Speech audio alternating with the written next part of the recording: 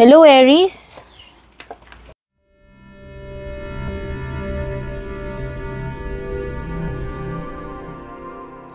Welcome muli dito sa ating reading.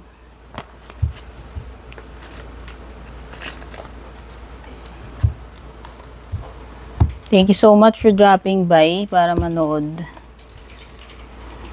Check muna natin yung overall energy mo. This week,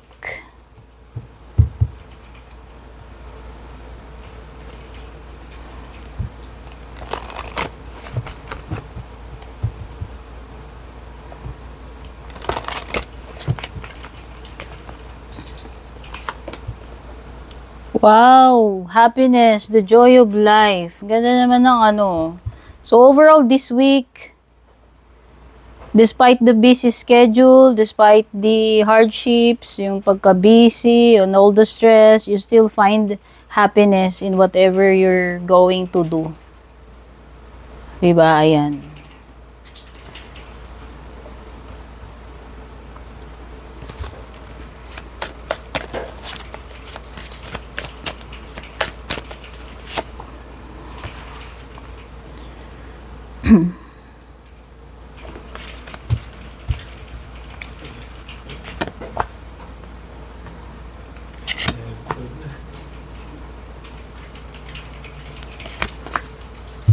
Wait lang, di ko mapagkasya yung mga cards ko. Sikip na nung aking table. Sorry naman.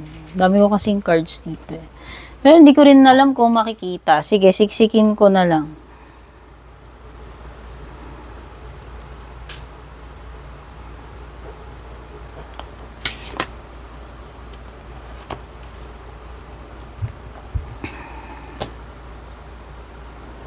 Okay.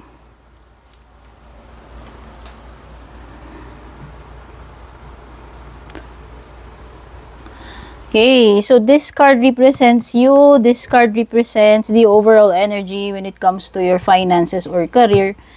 This third card represents you, the home, your family, loved ones. This card represents your love life. And this card represents the unexpected. So, in the card representing you, there is some kind of illusion that you're about to experience this week. Ito ay, parang wishy-washy energy wherein parang hindi ka sure about something. Siguro may hesitation, may confusion.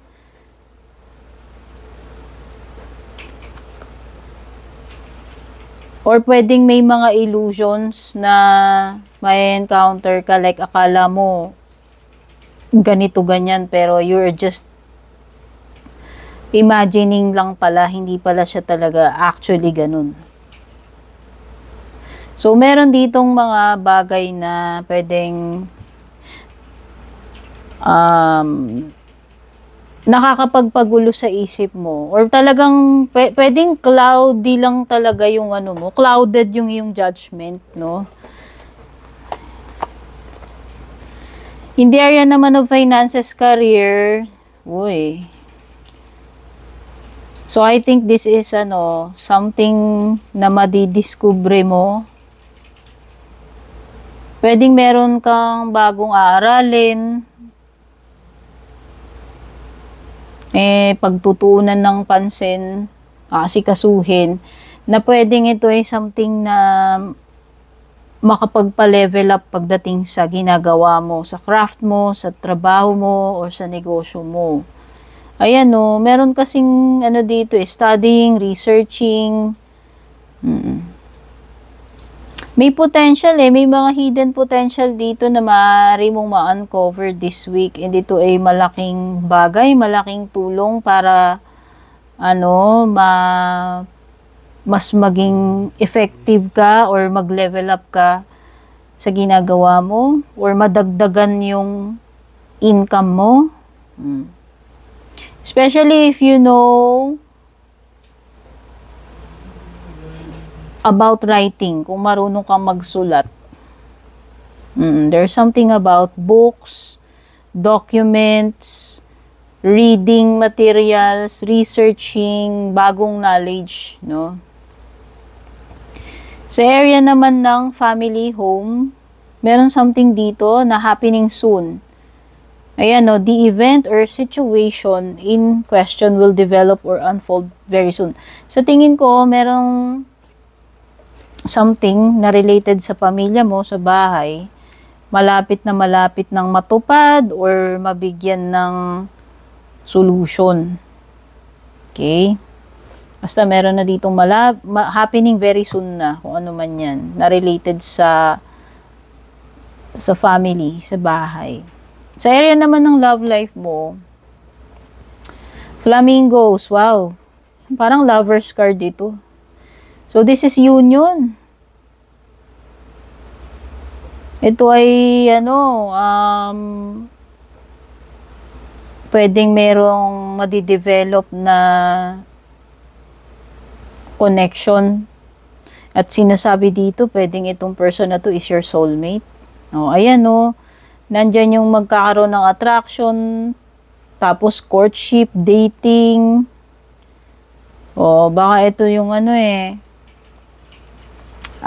yung tipong magpapapansin, nagpapakyut sa'yo yung person. O, merong, in a way, parang merong flirting. Ayan. So, pwedeng may mamimit ka na person, na potential mong maging jowa, especially if you're single. O, ayan, merong tipong matcha-charm mo siya o matcha-charm ka niya. Mamamagnet kayo sa isa't isa.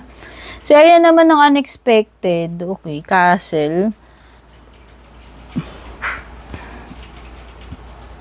Wow, so hindi mo ine-expect na mai-impress sila sa'yo. Siguro meron kang gagawin and it will turn out successfully, tapos maraming mai-impress doon sa ginawa mo. O, pwedeng sa yan, pwedeng sa trabaho ito or sa business mo. O, baka you are an architect, meron something dito related sa design, structures. Okay, so, yan. Pwede kang mabigyan ng merit or recognition dito sa gagawin mo na to. Magiging successful yan. Makakatanggap ka ng, standing ovation or praise. Ayan. Check natin yung mga tarot cards mo.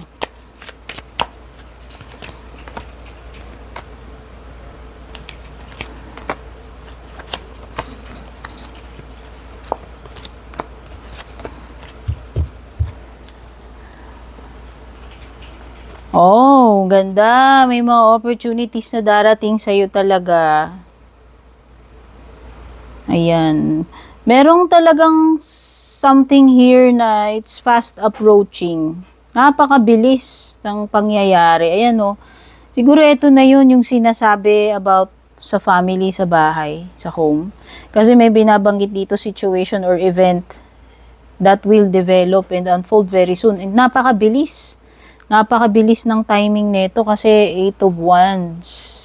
Ito ay pagbulusok in a positive way. Kaya kung meron kang, ewan ko, pwedeng this is progress na pwedeng related sa career mo, sa ginagawa mo, sa business mo, or a creative venture na hindi mo ina-expect na ganun kabilis mag-grow, ganun kabilis matapos, So, meron ditong communicating, meron ditong mga emails, messages, travel, or basta this is a very busy week. Lots of, activities. Movement, So, very active. Lovers talaga. Meron talagang paparating na love para sa mga single dito. So, yan, yung mga walang kakonect dyan. Ito na siguro yung hinihintay yung jowa bells, diba? Or asawa, or ewan. Basta meron ditong namumuong attraction and possible union. Ayan, no, magkakagustuhan kayo, darating kayo sa point na magde-date kayo. And pwede kasing magtagal talaga eh. Yun din yung binabanggit dito sa Flamingos card. Na itong connection na to is possible a soulmate and ito ay meant to last. Okay? So, ibig sabihin, magiging steady kayo niyang person na yan. And kung meron ka naman ka-relationship na, then, ibig lang sabihin nun, yung relationship nyo is stable and going steady lang. Going strong, going steady.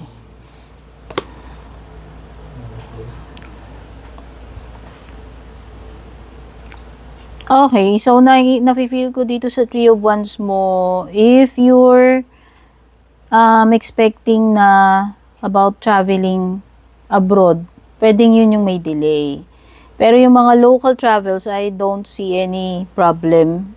Pero when it comes to long distance travels, yun dun tayo may problem. Siguro, pwedeng may mga hassle dito, pwedeng hindi pa matutuloy yung pag-abroad or kung yun ang ine-expect mo. Halimbawa, kung may ka-LDR ka, kung ine-expect mo na makakasunod ka na doon or makakasunod siya sa'yo or makikita kayo, alam mo na, pwedeng hindi. Pwedeng hindi. Okay? So, yung mga nagtatanong dyan kung makakaalis na ba kayo, makakapag-abroad kayo, eh mukhang hindi. Baliktad kasi yung ano mo. Baka may delay lang naman, pwede namang hindi talaga totally never na, no? Baka talagang meron lang delays.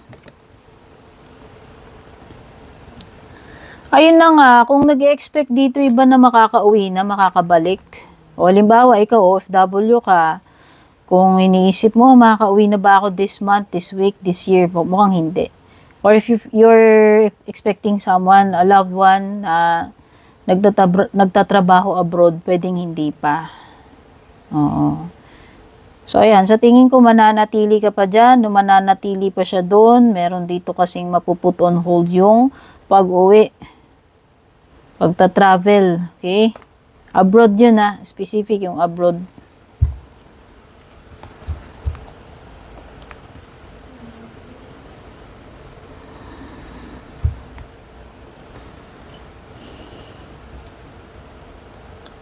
Meron ding nafe-feel ko dito sa Six of Wands reverse mo na parang meron ditong something na hindi lahat ma-appreciate ka, hindi lahat matutuwa sa'yo dun sa ginagawa mo. So, pwedeng may mga tumataas ang kilay dyan, may mga bashers ka, ayan. Yun lang yun. Hindi lahat pupurihin yung ginagawa mo eh. Hindi lahat natutuwa or na-appreciate yung ginagawa mo. Baka may mga ma-attract ka dito na mga yung mga bashers ba?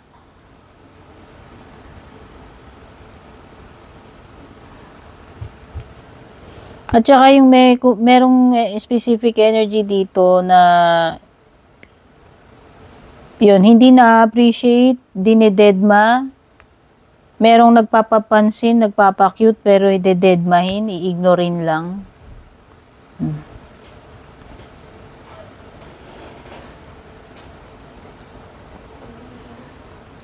Okay. Something dito na pwedeng magulo. Meron ka sigurong problem na hindi mo mareresolve just because magulo yung isip mo, pabago-bago yung isip mo. Hindi stable eh. Meron ditong energy na, sabi ko nga, clouded yung judgment. Hindi makapag-desisyon ng maayos. Hindi makapag-formulate ng solution dun sa problema. Oo.